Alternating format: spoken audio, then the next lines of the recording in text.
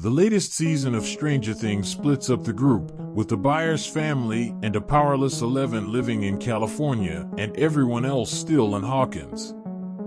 Lucas has joined the basketball team, leaving Dustin and Mike to play Dungeons and Dragons with a new group of friends. Meanwhile, Hopper is a prisoner in Russia. And, of course, there are also numerous other threaded subplots. It's a lot to take in, and you'll need a notebook to keep track of everyone at times.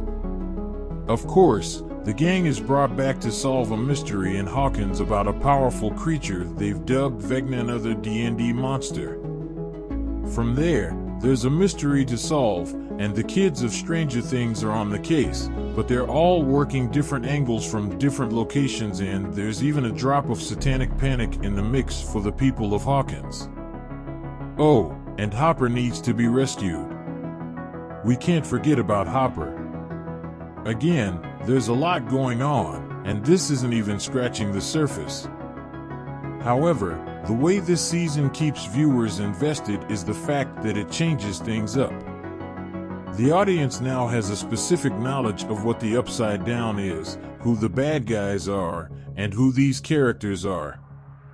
But through the course of this season, without getting into spoiler territory, new info is delivered to the viewer that flips everything upside down, pun intended. This keeps the show fresh and makes what was old new again without retconning too much from Stranger Things past. Eleven's journey is far different from everyone else, offering up some of the best and the worst the season has to offer. As for the character herself, Elle is a bit all over the place. Millie Bobby Brown's portrayal is a poor balancing act between someone who is socially inept at times and at others is capable of intense, emotional conversations. Could it be that the character is ignorant to how things work in the real world? Possibly, and maybe she feels the most comfortable with Mike or Will, but the issue is that the performance feels inconsistent. Her journey in this volume, though, serves as a backstory to how she became who she is now. We've caught glimpses of how she became a superpowered kid in the past, but Season 4 lays it all out. Without getting into spoiler territory, things get pretty strange with Eleven's story this season and oftentimes rather dark. Ultimately, though, her arc builds throughout Volume 1, kicking into overdrive in the final 2 episodes. Diving into the new season, don't be surprised to find it takes a little while to get on its feet. By the time Episode 4 ends, though, the viewers have a much better understanding of what's going on this time, something that feels like it should have happened in Episode 2 at the latest.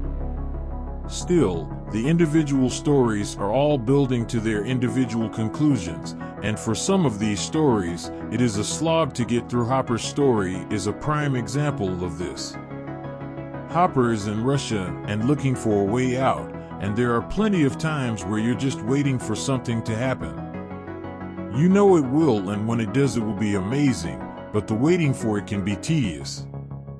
Volume I of Stranger Things Season 4 is chaos in a good way. Yes, the episodes are disjointed, and yes, it feels a bit slow throughout the first 4 episodes, but it leaves you in a place where you're clamoring for more, even if there are only 2 more episodes arriving on July 1st.